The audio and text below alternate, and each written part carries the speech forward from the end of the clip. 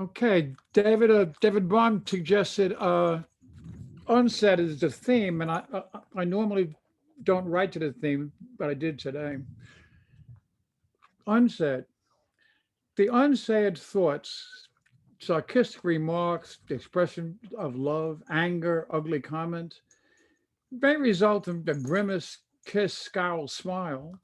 They may be stiff because of embarrassment, fear of response, not wanting to hurt, exasperation. Yet they always remain part of our psyche, changing a little rather than the people to whom the unsaid was intended. And then, as I've told people before, I'm in the process of doing a book of my poetic memory that started at 15, a challenge to write a memoir. Now I'm up to over 20. It will probably be published at 25. This is one of them. Clara Curley McMullen. My mother, born on All Saints Day, 1901, gave her birth date as November 1st, 1904. So she would appear younger than my father, who was born on January 25th, 1904. She worked outside the house when I was very young, but I only remember her as a stay-at-home, a loving mother and wife until my father died in an accident on March 11th, 1951. Then she picked herself up, went back to work, becoming the own support of herself and the fairly wild child.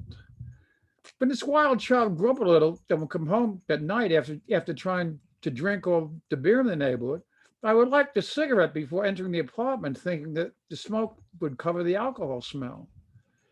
She would sit across the room from me and have a conversation for a while, and then go off to bed, never asking me if I'd been drinking. Years later, she told me that the smoke carried the beer smell across the room to her, so she never had to ask the question. In her final year, she lived in a nursing home on the banks of the Hudson River. She was in a state of confusion, believing that the Hudson was the Charles River where she grew up. My brother Robert was her late older brother Frank.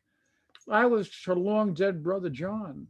But I had my children with me. They were her grandchildren, and I was her son.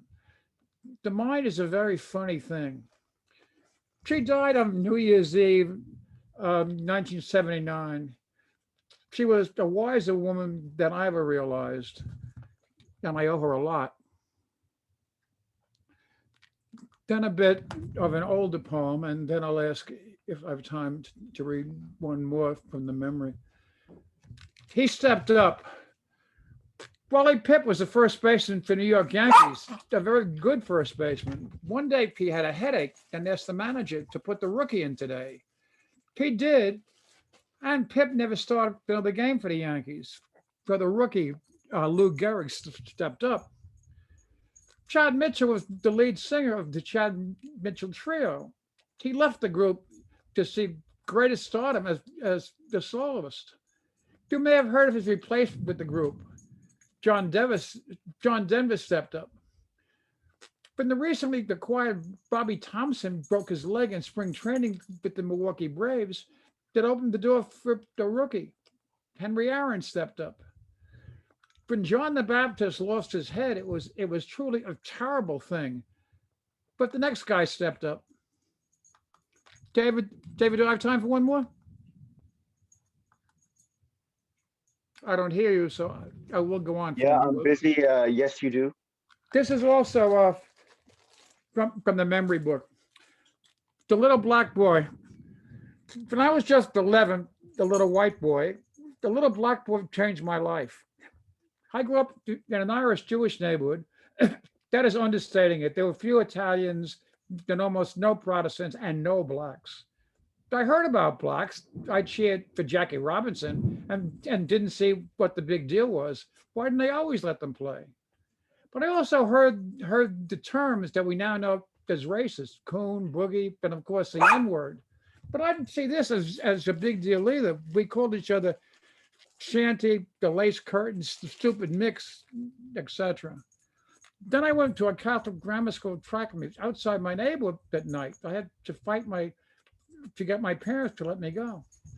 So I'm standing in a line, a long line for a soda, and this little black kid about 8 years old was being a real pain in the ass, jumping all around, making noise, behaving like, well, an 8-year-old. Finally, he stepped on my toes. I grabbed him by the shoulder, shook him, and pushed him, saying, "Get out of here, little nigga." He ran off crying. I was still in line when he came back with his big brother. I immediately knew it was all over. These guys carried knives. I was dead. He came up to me and said, "Did you call my brother nigga?" I gulped and said yes. He looked at me harshly, then said, "You're a Catholic. You should know better," and walked away. And from then on, I knew better. If he had just kicked the shit out of me, as I expected, all I would have learned was to look for the big brother first. Thank you for putting up with me.